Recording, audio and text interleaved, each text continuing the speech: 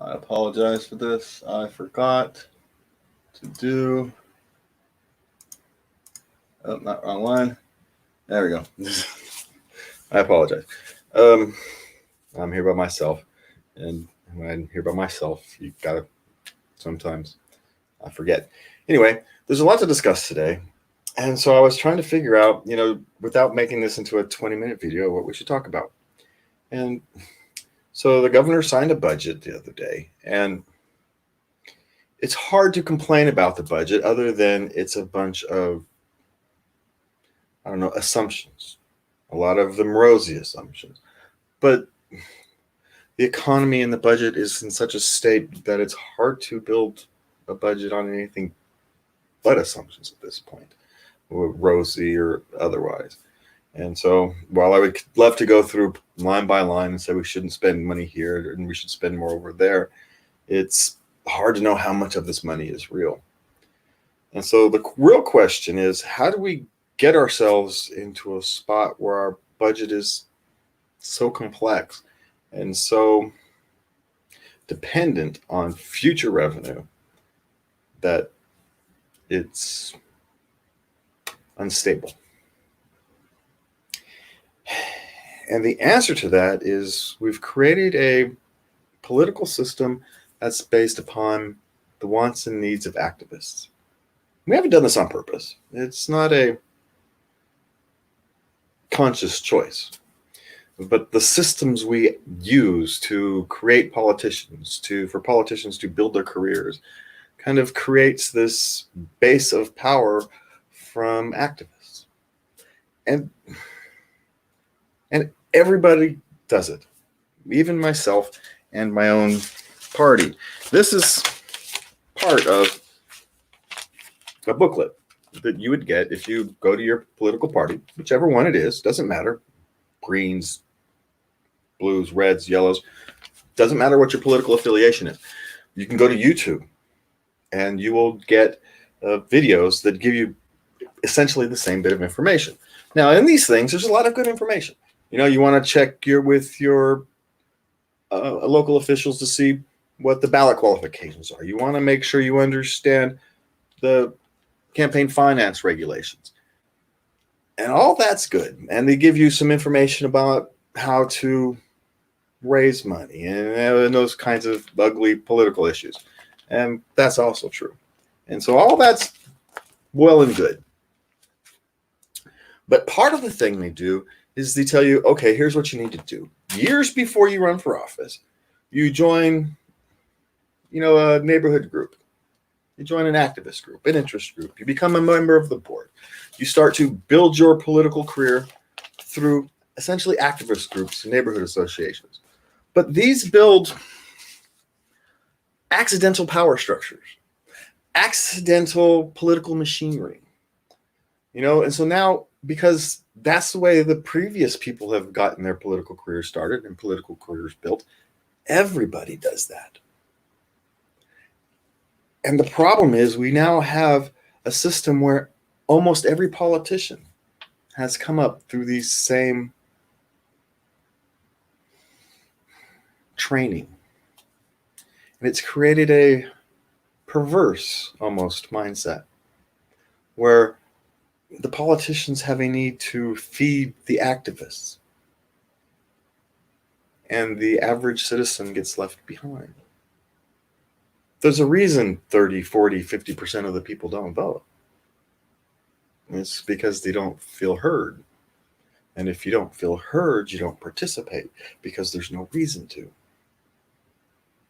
And the very systems we use to create politicians, the very systems we use to reinforce their education, accidentally create this system. And so the question is, what do we do about it? Because we don't want to remove this training ground, right? There is some validity in that. There's some validity to engage with your community at these grassroots level. But we forget that activists are activists and the rest of us are not. I fit in this strange world here. I don't consider myself a political activist. I don't consider myself a politician. I kind of consider myself a volunteer. I was asked to help, and I'm trying to help as best I can. There's more perspectives that need to be heard. And the very systems we use are flawed.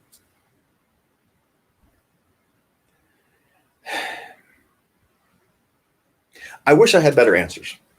I really do. But I'm a single voice trying to figure out how to operate in a system designed for political machinery. How do you maintain your credibility, your sense of self, your sense of connection to other individuals, and not lose your loyalty to them while getting trained and helped by these activist groups? And it's not even just activist groups. Neighborhood associations do the same thing. Business groups, the Chamber of Commerce, it's the same thing. Right? You try to please the Chamber of Commerce. You try to please your neighborhood groups. You forget that most citizens don't participate in either of those, or at least not in a meaningful way. They're too busy. You know, the reason people hire politicians is so they don't have to pay attention every day. And when politicians say, well, if you want to have an influence, you should participate all the time. Well, then why should they pay me? Why should they pay politicians to do that job if they have to do it? But we can no longer trust the systems we have created. So how do we solve it? By deliberately going outside those systems. But you can respect that establishment process and respect the education it gives and respect the knowledge it gives and still say, but sometimes we need to do something different. If we only have that perspective, we lose all the other perspectives.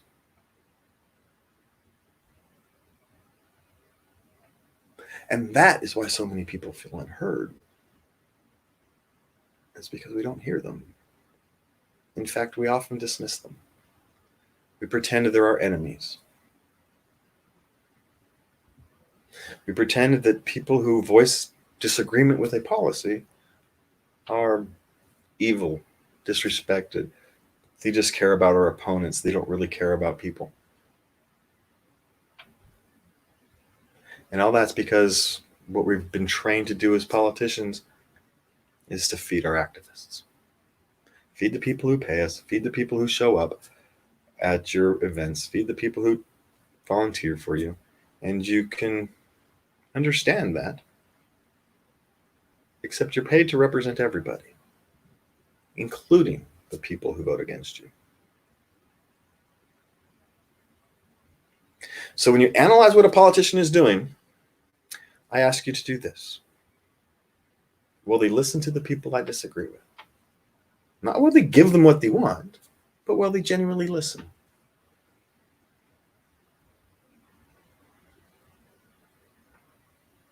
Because most people are just people. They just want to be heard. Most people can accept a political loss if explained, if they feel understood. If you tell them that, look, we've selected this set of circumstances, this set of negative outcomes, instead of this set of negative outcomes. And we're sorry that you're in this group now that has a negative set of consequences. We sincerely apologize. But there's nothing we can do. It's better this way. I know it sucks for you, but it's better overall this way. And you would be surprised how many people would say, okay, is there anything you can do to make it less sucky for me? And maybe there is. But if we don't even hear them, we don't even ask the right questions. We look at AB 5 and the disaster that has been for millions of people across California. And the reason it's such a disaster is because those who were opposed to it were dismissed. those whose lives have been upended were dismissed. And they still are. You need to belong to an interest group in order to be heard. Or you need to be insanely persistent. And most people aren't. They're tired. They're exhausted. They have food to put on the table. They have lives to freaking rebuild. And they're supposed to somehow engage in the political process as well, when that should have been done beforehand by the people who were supposed to represent them.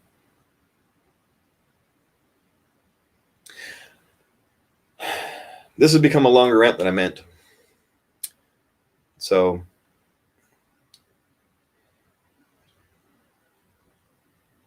we'll end it with, we have to change the political system fundamentally. Even voting in new people isn't quite enough. We have to fundamentally change what we expect. We have to change what we expect from our representatives. We have to stop thinking of them as leaders and start thinking of them as representatives. Public service means they service us. Or in this case, I'm asking to service you. I would do my best. I will fail sometimes, but I will succeed a lot of the time. Because my goal is to listen and to create access to people who've never had access before. The days of the activist running politics has to end. And if I'm the one who has to start it, then so be it. If all I start is the conversation towards that direction, then I've done something. Anyway, it's late. I've talked a lot today, and I probably won't do a live stream on Thursday because my voice needs a rest. So I'll talk to you guys probably next week. Take care. Oh, but before I go, I did have, hopefully I'm on a podcast with Larry Sharp on the 2nd, but it's up in the air at the moment. And I did just record a long podcast on Boston on the News. It's an interesting thing. You can look for the post soon. If you'd like to help out, please go to Just for Assembly and click on one of the buttons. It's been a long day. I apologize. Please take care of everybody. We talk a lot about your mental and emotional health. And I mean it. Politics is secondary to your health, to my health. Right? And your physical health is related to your mental health. Those two don't separate. So let's all be mindful of each other. Be kind, be courteous, be empathetic. 19% of the population has an anxiety disorder. 31% of the population is expected to have some type of anxiety disorder, at least for a period of time, through their lifetime. And those numbers are probably higher right now. Everybody's on edge. We need as much love, kindness, and compassion as possible. Love everybody, and good night. And where's my button? Good night, everybody.